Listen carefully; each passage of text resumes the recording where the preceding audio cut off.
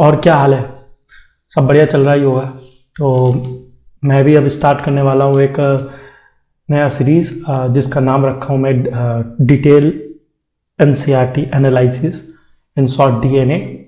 और वहाँ पे मैं एनसीईआरटी को एकदम इन डेप्थ समझाऊँगा।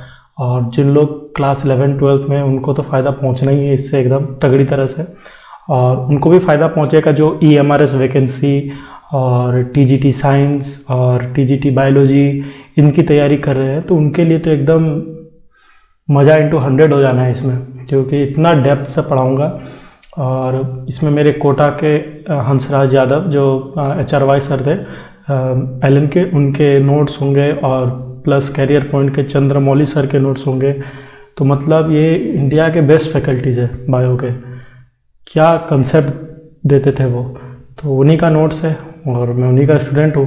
तो एकदम मस्त ऐसे ही जैसे मुझे पढ़ाया गया था वैसे ही मैं बताऊँगा।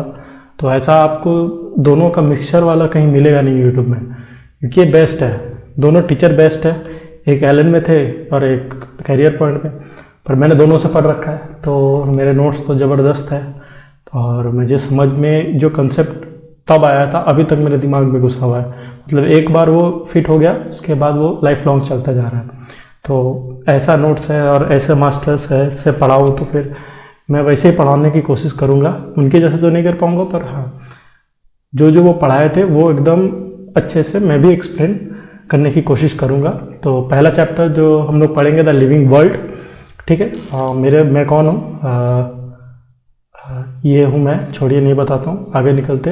व्हाट इज़ लिविंग, ये अपन एनसीईआरटी को, जैसे एनसीईआरटी में चैप्टर 1 है तो 1.1, 1.2, 1.3 करके 4 पार्ट में ये लिविंग वाला चैप्टर, द लिविंग वर्ल्ड वाला चैप्टर डिवाइड किया गया है।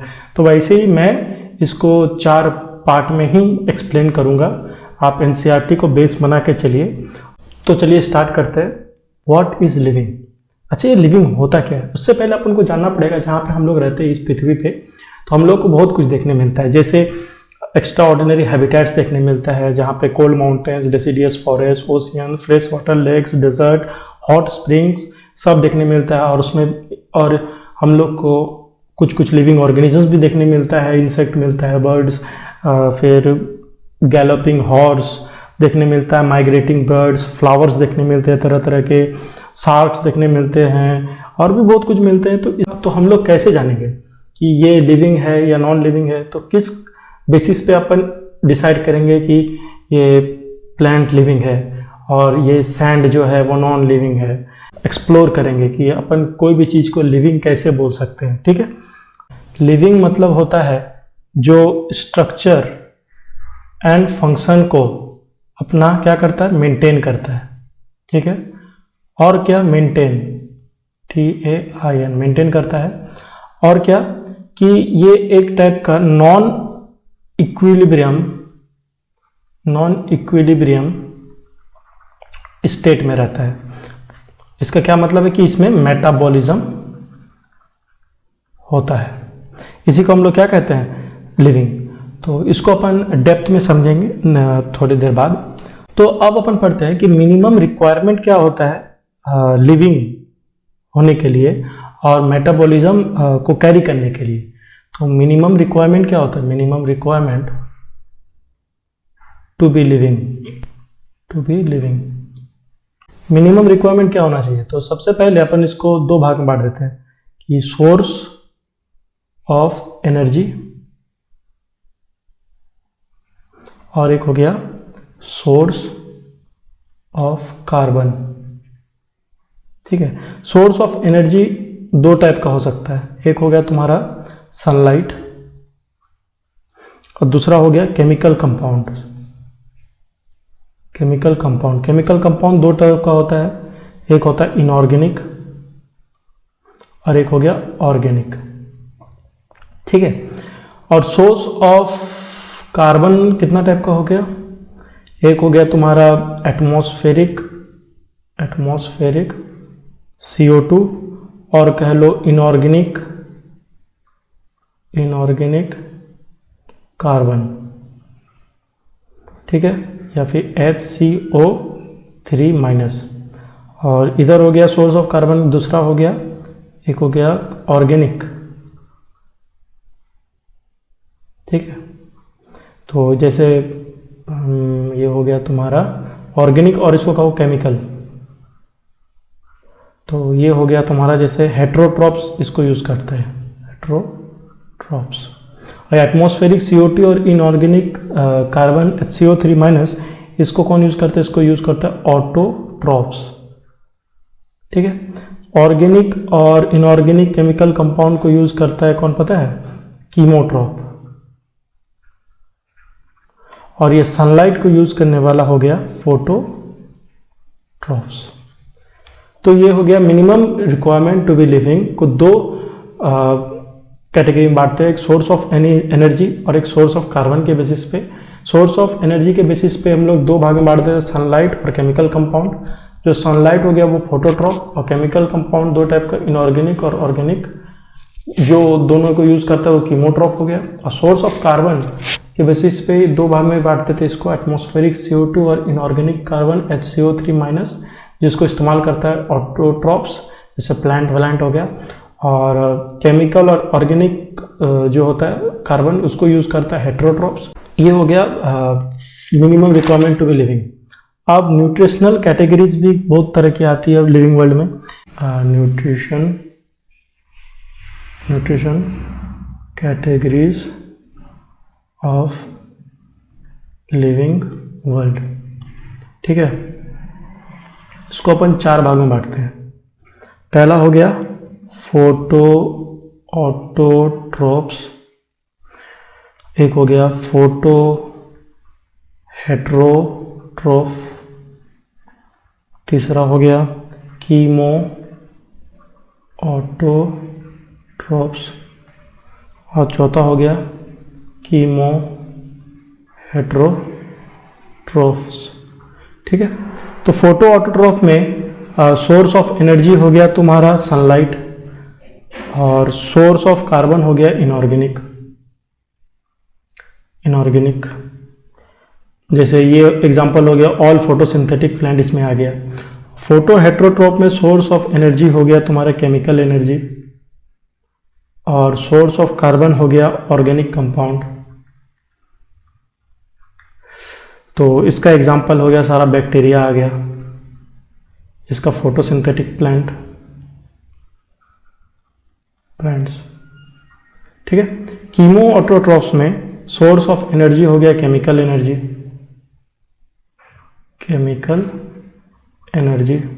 और सोर्स ऑफ कार्बन हो गया इनऑर्गेनिक कंपाउंड। इसका एग्जांपल हो गया कीमोसिंथेटिक, CHEMO, कीमोसिंथेटिक बैक्टीरिया सब। और कीमो हेट्रोट्रॉप में सोर्स ऑफ एनर्जी हो गया केमिकल एनर्जी, और सोर्स ऑफ कार्बन हो गया ऑर्गेनिक कंपाउंड। और इसका एग्जांपल हो गया ऑल एनिमल्स, हम लोग भी इसी में आते हैं, ऑल एनिमल्स। ठीक है। तो न्यूट्रिशनल कैटेगरीज में भी हम लोग लिविंग वर्ल्ड में जो इसको अपन डिवाइड कर दिए। सबसे पहले अपन डिवाइड किए इसको minimum requirement to be living, source of energy, source of carbon के बेसिस पे। उसके बाद इसको डिवाइड किए अपन न्यूट्रिशनल कैटेगरीज में, लिविंग वर्ल्ड में क्या क्या प्रेजेंट है सब बेसिस पे। तो अब कोई भी चीज़ जो लिविंग है तो प्रॉपर्टीज़ क्या होता है लिविंग चीज़ का? तो प्रॉपर्टीज ऑफ लिविंग, तो क्या क्या प्रॉपर्टीज होता है?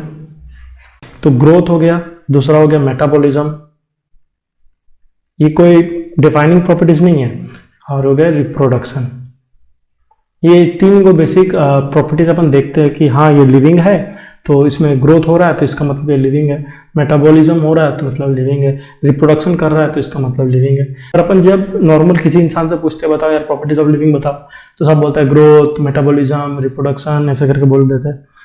तो मेटाबॉलिज्म देखो, इसको डिफाइन कर देता हूँ मैं, समझा देता हूँ मेटाबॉलिज्म होता क्या है। मेटाबॉलिज्म दो चीज से बनता है, एक हो गया कैटाबॉलिज्म और एक हो गया एनाबॉलिज्म। एना माने बनना, याद रखना बनना, और काटा मतलब काटना या तो टूटना, ऐसे करके अपन याद रख सकते हैं इसको। ठीक है। तो टूटना क्या हो जाता है कि ऑर्गेनिक जो कॉन्स्टिट्यूएंट ऑफ प्रोटोप्लाज्म है, जैसे कार्बोहाइड्रेट, फैट्स है, प्रोटीन है, न्यूक्लिक एसिड है, इसका टूटना बनना लगा रहता है, तो उसे कहते हैं मेटाबॉलिज्म। ठीक है, यदि किसी से पूछा जाए कि बताओ प्रॉपर्टीज ऑफ लिविंग, तो ये 3 को प्रॉपर्टीज वो बता देता है। पर क्या ये डिफाइनिंग प्रॉपर्टीज है? नहीं, ये डिफाइनिंग प्रॉपर्टीज नहीं है। डिफाइनिंग प्रॉपर्टीज क्या होता है? मतलब कि characteristics distinguish the living from non living. ठीक है, उन्हें कुछ ऐसा प्रॉपर्टी जो प्रॉपरली डिफाइन करता है कि ये लिविंग है और ये लिविंग नहीं है। ठीक है, कैसे ये ग्रोथ डिफाइनिंग प्रॉपर्टीज नहीं है, कैसे ये रिप्रोडक्शन डिफाइनिंग प्रॉपर्टीज नहीं है, पर ये मेटाबॉलिज्म है, वो मैं अब बताने वाला हूं आप लोग को। ठीक है, डिफाइनिंग प्रॉपर्टी। तो क्या क्या है, क्या क्या नहीं है, ये बताता हूं। सबसे पहले, तो क्या ग्रोथ एक डिफाइनिंग प्रॉपर्टीज है? नहीं है। क्या रिप्रोडक्शन है? नहीं है। क्या एक होता है मेटाबॉलिज्म, क्या वो है डिफाइनिंग प्रॉपर्टीज? ये है। क्या सेलुलर ऑर्गेनाइजेशन और कहो सेल स्ट्रक्चर एक डिफाइनिंग प्रॉपर्टी है? हाँ, बिल्कुल है। क्या कॉन्शियसनेस जो हम में पाया जाता है उसको कहते हैं सेल्फ कॉन्शियसनेस, और जो जानवरों में पाया जाता है वो कॉन्शियसनेस मतलब होता क्या है कि ability to sense the surrounding and respond to the stimuli. तो उसको हम लोग क्या कहते हैं? कॉन्शियसनेस। मतलब क्या कि सपोज आग लग गया, तो हम लोग को पता चल गया आग लग गया, तो हम लोग कॉन्शियस है तो तुरंत भाग जाएंगे। वैसे ही कोई जानवर देख रहा है कि आग जल रहा है, तो उसके पास थोड़ी आग के पास घुस जाएगा, वो क्या होगा, वहाँ से भाग जाएगा, क्योंकि उसको स्टिमुलाई मिल जाता है सराउंडिंग का कि भागो भाई, यहाँ से रहेंगे तो जल जाएंगे, तो वो निकल जाता है। इसको कहते हैं कॉन्शियसनेस, जो लिविंग में होता है और नॉन लिविंग में नहीं होता है। तो अब हम लोग एक एक करके ग्रोथ, रिप्रोडक्शन, मेटाबॉलिज्म और कॉन्शियसनेस, इस सब को एक एक करके डील करते हैं। तो सबसे पहले अपन डील करेंगे इसको, ग्रोथ। ठीक है, तो ग्रोथ को अपन कैसे डिफाइन करते हैं? It is defined as irreversible increase in the number of cells और mass of a living structure. इसको हम लोग क्या कहते हैं? ग्रोथ। ठीक है, तो जिसको डेफिनेशन लिखना है तो वो मेरे ऑडियो को सुन के डेफिनेशन लिख सकता है। ठीक है, नोट्स बना सकता है। ये नहीं कि मैं यहाँ पे लिखूंगा तो वीडियो बड़ा हो जाएगा, तो वो सब आप कर लेना। पर इसलिए मैं बोल रहा हूँ कि ऑडियो सुन के आप डेफिनेशन लिख लो, मैं प्रॉपर डेफिनेशन बोल रहा हूँ। ठीक है, और तो ग्रोथ क्या है? It is defined as an irreversible increase in the number of cell और mass of an living structure, उसको कहते हैं ग्रोथ। तो ग्रोथ जो होता है वो मल्टी सेलुलर ऑर्गेनिज्म ग्रोथ करता है बाय सेल डिवीजन। ठीक है, तो जैसे प्लांट हो गया, मल्टी सेलुलर ऑर्गेनिज्म क्या क्या हो गया? जैसे मल्टी सेलुलर ऑर्गेनिज्म हो गया तुम्हारा, प्लांट हो गया। प्लांट ये ग्रो हमेशा कंटिन्यूअसली करता रहता है, जिंदगी भर ये ग्रो करता रहता है। ठीक है, पर हम लोग जो होते हैं एनिमल्स, और हम लोग भी तो एनिमल्स ही है ना, और बाकी एनिमल्स में ग्रोथ जो होता है एक सर्टेन एज तक होता है, उसके बाद वो ग्रोथ नहीं होता है। हाँ, कुछ कुछ सर्टेन टिश्यूज में होता है कि कोई ओल्ड सेल है तो वो क्या हो जाता है, टोन आउट हो जाता है, तो उसकी जगह नया ग्रो हो जाता है, वो अलग चीज़ है। पर जो ग्रोथ है वो रिस्ट्रिक्टेड होता है। जैसे एक ही माने एक उम्र तक ही अपन का हाइट बढ़ता है, उसके बाद क्या हाइट बढ़ता है? नहीं, उसके बाद हाइट भी पॉज हो जाता है। तो ग्रोथ एक सर्टेन एज तक ही रिस्ट्रिक्ट रहता है एनिमल सब में। ठीक है, और जो ग्रोथ क्या होता है कि it is increase in body mass. ठीक है, तो इसका ये मतलब है कि नॉन लिविंग थिंग भी तब क्या ग्रो करता है। जैसे सपोज ये अपन राजस्थान गए, ठीक है, राजस्थान में क्या होता है कि पूरा बालू है, सैंड ड्यून्स है, बालू क्या बोलते हैं, सैंड ड्यून्स, ऐसे ऐसे करके सैंड ड्यून्स बना रहता है। तो इसमें और जब हवा चलता है तो इसमें और सैंड इस पे बढ़ के सैंड ड्यून्स बड़ा हो जाता है। ठीक है, एक्यूमुलेट कर जाता है सैंड यहाँ पे, फिर इसके बाद और बड़ा हो जाता है। तो इसका मतलब इसमें भी क्या ग्रोथ हो रहा है। हाँ, तो ग्रोथ जो होता है ना, इसी कारण इसको अपन एक डिफाइनिंग प्रॉपर्टीज नहीं बोलते हैं। हम लोग में जो ग्रोथ होता है वो होता है इंट्रिंसिक ग्रोथ, अंदर से ग्रो करते हैं, इंट्रिंसिक ग्रोथ। पर जो नॉन लिविंग थिंग्स है इसमें हो रहा है एक्सट्रिंसिक। देखो, बाहर से बालू ऊपर उसके एक्यूमुलेट हो रहा है, जिस कारण सैंड ड्यून्स का साइज बड़ा होते जा रहा है, ठीक है। और हम लोग में होता है अंदर से ग्रो होते हैं हम लोग। तो कोई कोई कहीं कहीं क्वेश्चन पूछ देता है कि बताओ ह्यूमंस में ग्रोथ कैसा होता है, पैर से सर की ओर, सर से पैर की ओर। तो हमेशा याद रखना, हम लोग में ह्यूमंस में ग्रोथ जो होता है वो सर से पैर की ओर होता है, ठीक है। अब अपन नेक्स्ट टॉपिक पढ़ने वाले हैं, वो है रिप्रोडक्शन। तो वो क्या डिफाइनिंग प्रॉपर्टी है, चलो वो भी देख लेते हैं। रिप्रोडक्शन, ठीक है। No non living object is capable of reproducing और रेप्लिकेटिंग बाय इटसेल्फ, ठीक है। तो ये जनरली नॉन लिविंग कर पाता है क्या, ये रिप्रोडक्शन नहीं कर पाता। क्या लिविंग कर पाता है? हाँ, अवश्य कर पाता है। तो क्या ये डिफाइनिंग प्रॉपर्टीज है? नहीं है। पर क्यों नहीं है? ये सिर्फ तो लिविंग कर पाता है ना, फिर क्यों नहीं है ये एक टाइप का डिफाइनिंग प्रॉपर्टीज? ये सोचने की बात है। चलो इस निष्कर्ष से आने से पहले अपन जानते हैं कि रिप्रोडक्शन जो होता है वो यूनिसेलुलर और मल्टीसेलुलर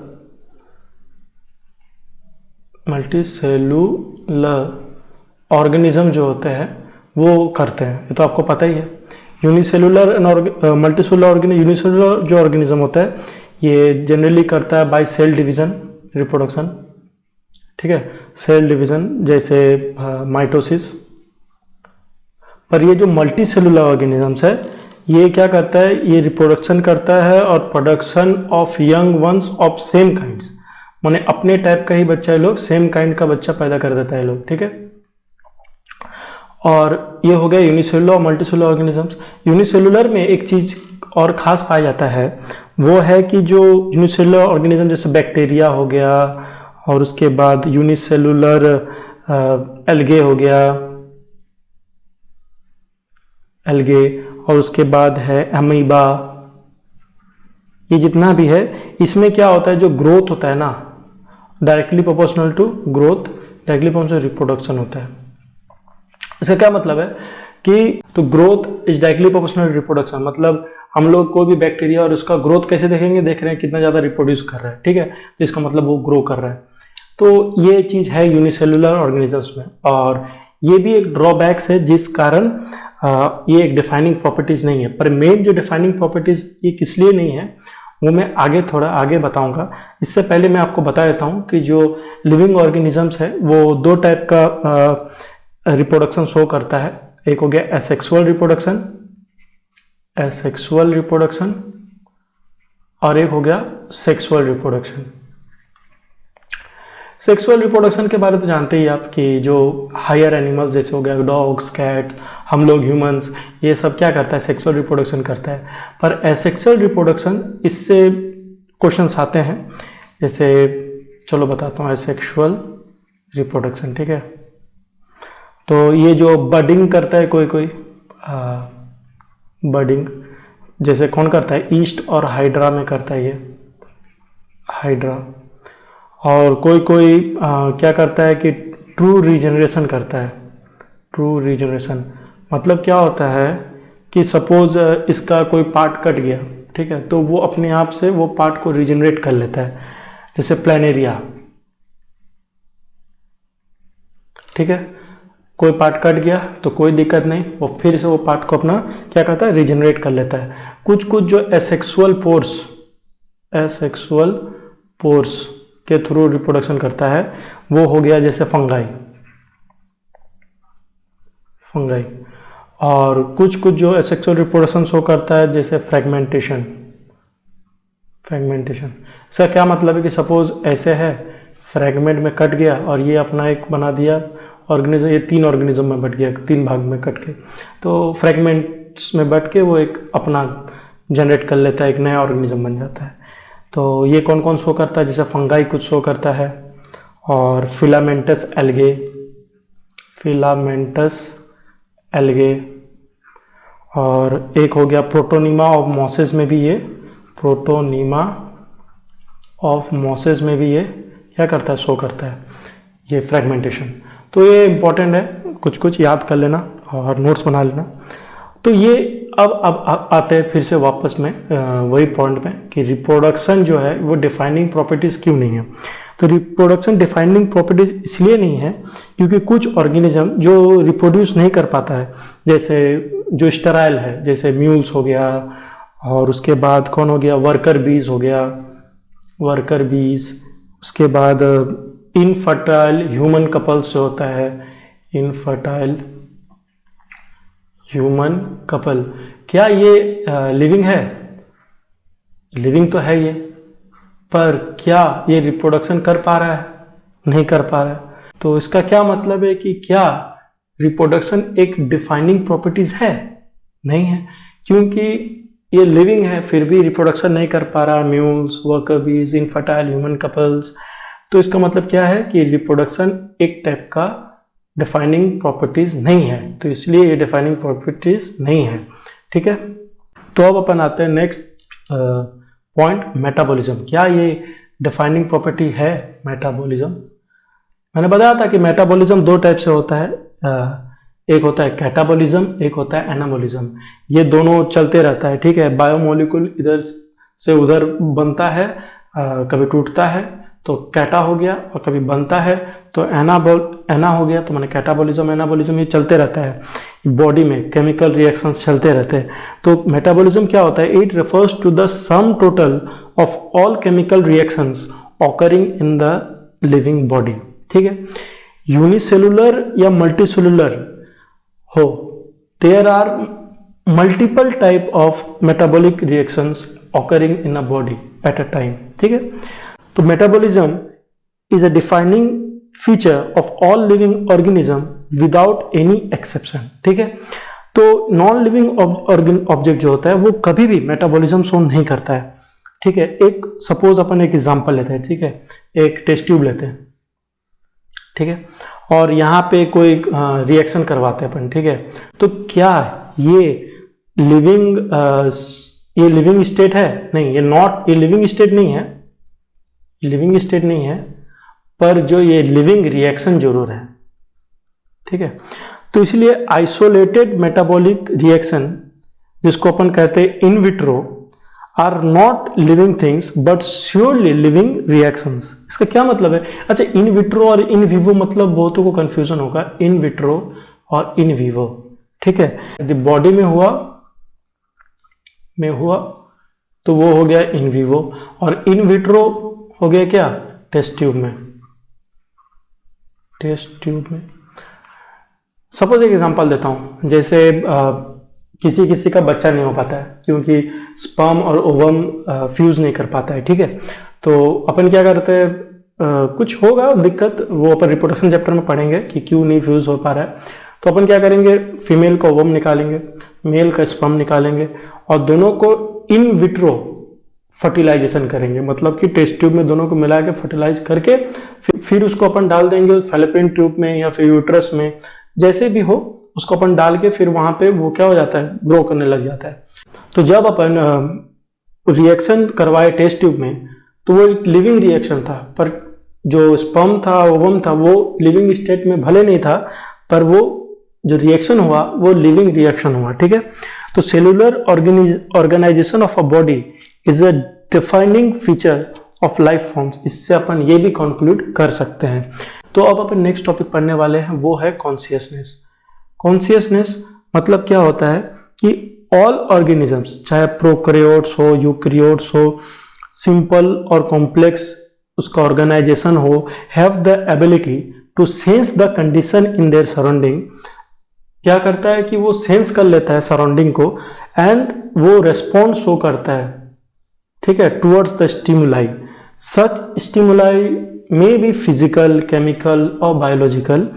ठीक है, जैसे एग्जांपल देता हूं, जैसे प्लांट जो होता है वो रिस्पॉन्ड करता है एक्सटर्नल फैक्टर जैसे लाइट, वाटर, टेम्परेचर और अदर ऑर्गेनिजम्स। ठीक है, दूसरा हो गया कि photo period affects reproduction in seasonal breeders both in plants and animals. Season के हिसाब से क्या होता है, अपना रिप्रोडक्शन करता है, जैसे डॉग्स लोग ज़्यादा रिप्रोडक्शन बारिश के टाइम करता है, तो समझ रहे हो ना। तो all organisms handle chemical entry in their bodies कि क्या लेना है क्या नहीं लेना है, वो भी तुम्हारा क्या करता है, ये एक टाइप का क्या हो गया, ये सब कॉन्शियसनेस हो गया। ठीक है, कुछ कुछ प्लांट्स जो होता है इसका स्टेम बेंड हो जाता है लाइट को हिसाब से, और कुछ कुछ प्लांट होता है जिसका रूट्स जो होता है वो जिधर पानी है उधर मुड़ जाता है। तो ये क्या एक टाइप का कॉन्शियसनेस ही है। ठीक है, पर जो हम लोग का कॉन्शियसनेस होता है वो सेल्फ कॉन्शियसनेस हो गया, क्योंकि ह्यूमन जो होता है ओनली ऑर्गेनिजम्स अवेयर ऑफ हिमसेल्व्स, और जो जानवर में पाया जाता है वो सिर्फ हो जाता है कॉन्शियसनेस। ठीक है, कि उन लोग को उतना दिमाग नहीं है वो लोग के पास। ठीक है, हम लोग के पास ज़्यादा दिमाग है, इसलिए हम लोग ज़्यादा क्या है अवेयर है। तो अब अपन आते हैं कुछ नोट्स पे, इंपॉर्टेंट नोट्स पे। ठीक है, पहला कि all living organisms are self replicating, evolving and self regulating interactive system होता है उन लोग के पास, और capable of responding to external stimuli. यही जो पहले अपन कॉन्शियसनेस वाला पार्ट किए वो वाला पॉइंट है। और दूसरा पॉइंट ये है कि all living organisms present past future सब क्या है लिंक्ड है to one another by sharing of a common genetic material. वो कॉमन जेनेटिक मटेरियल है क्या, वो है डीएनए। ठीक है, पर डीएनए में वेरिएशंस आते गया और अपन अलग अलग बनते गए, वेरिएशन आया म्यूटेशन आया, सब अलग अलग बन गए। ठीक है, पर अपन सब जो है ना सब लिंक्ड है कि सबके पास क्या है डीएनए है।